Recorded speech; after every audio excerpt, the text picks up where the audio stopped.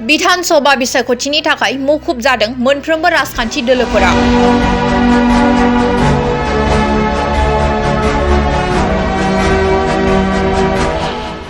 बिसायख'थिनि थाखाय खामानि मावनायखौ जागायबाय राजखान्थि दोलोफोरनि टिकेट दाबिदार दैदेनगिरिफोरा।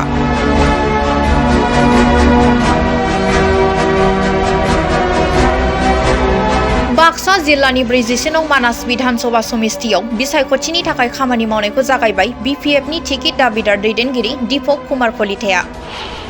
दीपक कुमार कलिताखौ मदद होनो आवगायबोदों मानास बिधानसभा समिस्तिनि रायजोफोरा।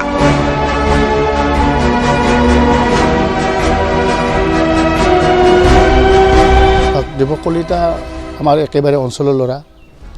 তেখেতে আমাৰ এই অঞ্চলত প্ৰতিটো উন্নয়নমূলক কাম কাজত লাগি থাকে আৰু তেখেতে সুবিধা পালে যথেষ্ট কাম কৰিব বুলি আমাৰ পৰম বিশ্বাস আছে।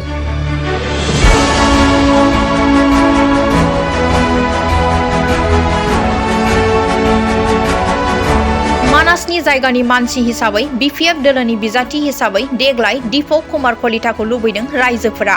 बेनि सायाव बिबुंथि लाखिदों मानास बिधानसभा समिस्तिनि रायजोफोरा। फै जों नायदिंनि रायजोफोरा माबायदि बिबुंथि होदों।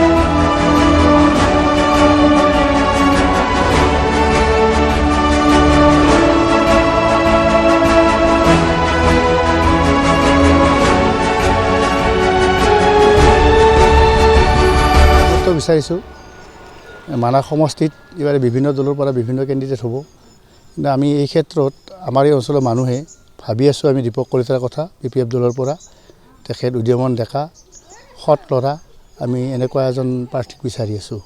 বিপিএফে চাওক, বিপিএফেটো কাম কৰি আছে বিগত 5 বছৰ নাছিল যদিও আগত তেওঁলোকৰ কামৰ নিদৰ্শন আছেই, আৰু তেওঁলোকে নতুন গঠন হোৱাৰ লগে লগে এতিয়া বিভিন্ন কামত আগবাঢ়ি গৈছে ইত্যাদিকে ধৰি আমি বহুত আশা কৰিব পাৰোঁ তেখেতসকলৰ পৰা। আৰু এতিয়া যিহেতু তেওঁলোক আহিছেহে মাত্ৰ 5 বছৰ বিৰতিৰ মূৰত, গতিকে আমি আগত কাম কৰা হিচাপে জানিব পাৰোঁ যে আশা কৰিব পাৰোঁ তেওঁলোকে নিশ্চয় আমাৰ হকে কাম কৰিব। দীপক কলিতা আমাৰ একেবাৰে অঞ্চলৰ ল'ৰা। তেখেতে আমাৰ এই অঞ্চলত প্ৰতিটো উন্নয়নমূলক কাম কাজত লাগি থাকে আৰু তেখেতে সুবিধা পালে যথেষ্ট কাম কৰিব বুলি আমাৰ পৰম বিশ্বাস আছে।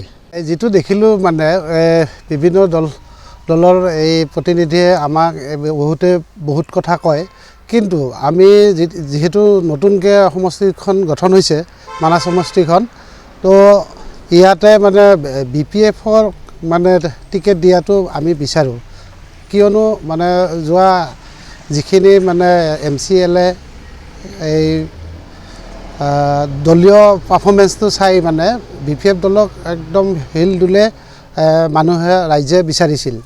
আৰু লগতে মই এই কথা কৈ থওঁ, যিহেতু বিচাৰিছিল BTCত, আৰু যদি আমি ইয়াৰে বিপিএফৰ তৰফৰ পৰা MLA পঠিয়াব পাৰোঁ আৰু ৰাইজৰ বেছি সুবিধা হ'ব বুলি মই ভাবোঁ। তেনেকুৱাতো বহুত আহি আছে কেণ্ডিডেট শুনি আছোঁ, কিন্তু মই যিহেতু অতপ্ৰতভাৱে মই দেখি আছোঁ দলীয় এই মানে বাৰ্তা বা ৰাইজৰ যিখিনি মানে মতামত, মানে দীপক কলিতা দেৱৰ নামটোৱে মানে ওলাই আছে। দীপক কলিতাই কেনেধৰণে কাম কৰিব বুলি দীপক কলিতা তেখেতে মানে নিষ্ঠাৰে কাম কৰিব বুলি আশা কৰোঁ আমি। তেখেতে যিহেতু মানে আগৰ পৰাই সমাজ লগত জড়িত আৰু বিভিন্ন দল সংগঠনৰ লগত জড়িত, আৰু তেখেতে অলপ মানে ষ্ট্ৰং হেৰিটো ৰাখিব বুলি মই ভাবোঁ। ৰাইজৰ কাম কৰিব না পাছ নিশ্চয় ৰাইজৰ কাম কৰিব। এইটো দলীয় হেঁচা থাকিব। যদি বিপিএফৰ ফালৰ পৰা তেখেতক মনোনয়ন পাৰ্টি হেৰি কৰে, তেতিয়াহ'লে নিশ্চয় মানে এইটো ভাল হ'ব বুলি আমি ভাবোঁ। হয়, এই মুহূৰ্তত মানে সেনেকৈ ক'ব গ'লে আমি বিগত ইমান বছৰে মানাস সমষ্টিত বাস কৰি আছোঁ, মানে সৰ্ব সমষ্টিত বাস কৰিছিলোঁ, এতিয়া মানাস সমষ্টি নতুনকৈ হ'ল। তো আমি এটা ভাল সুবিধা পাইছোঁ যে আমাৰ লোকেল এটা সমষ্টি হৈছে, আৰু ইমান দিনে আমি বিভিন্ন MLAৰ আণ্ডাৰত আমি আছিলোঁ, কিন্তু আমাক যিহেতু আমাৰ লোকেল কোনো নাছিল সেনেকৈ MLA, তো এইবাৰ এটা আমি ভাল সুযোগ পাইছোঁ। মানাস সমষ্টিৰ পৰা এজন আমাৰ লোকেল বিধায়ক বিচাৰিছোঁ আমি এজন। তো বিপিএফৰ ফালৰ পৰা ক'ব গ'লে মানে বিপিএফত বহুতেই লাগি আছে, কিন্তু আমাৰ চইজত মানে আমি আমাৰ ওচৰৰে গাঁৱৰে আমাৰ উজান বাবাৰীৰ আওহাটাৰ ওচৰৰ গাঁৱৰে আমাৰ উদ্যম থকা এজন ডেকা ল'ৰা।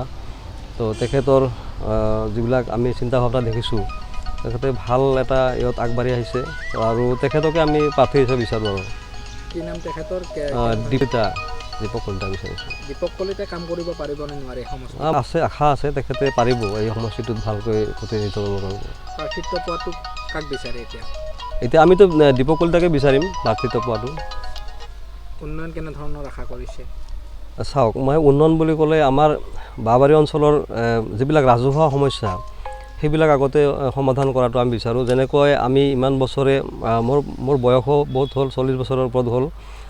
আজিলৈকে আমি বাঁশবাৰীৰ পৰা মানাছৰ বৰপেটা ৰোডলৈকে যোৱা ৰাস্তাটো আজিলৈকে কমপ্লিট ভাল ৰাস্তা আমি যাই পোৱা নাই বৰপেটা ৰোডলৈকে।